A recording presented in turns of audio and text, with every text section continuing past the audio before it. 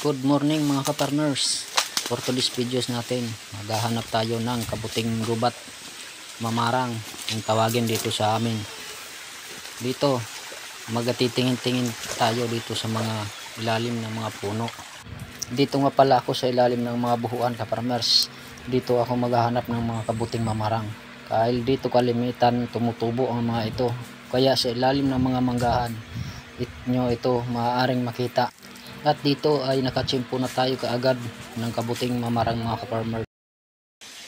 Yan ka-farmers. Dito tayo sa gubat ngayon. Ito, mangunga tayo ng ito, mamarang kabuti.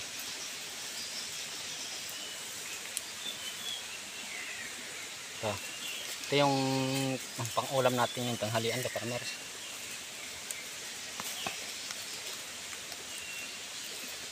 Kunin muna natin lahat yan. Ayan. Okay. Ayan ulit.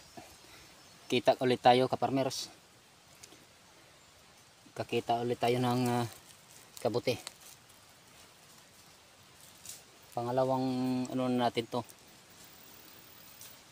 Ito yung pangalawang nakita natin. Ang dami. Kunin na natin to. Yan o. Ito na ang mga nakuha natin. Marami rin tayong nakuha. Pero kung hindi ka matyaga maghanap dito sa gubat, hindi ka makakakuha ng mga ganitong klaseng gulay.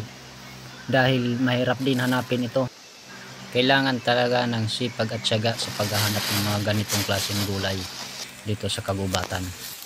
Swertehan lang kung makakakuha ka nito.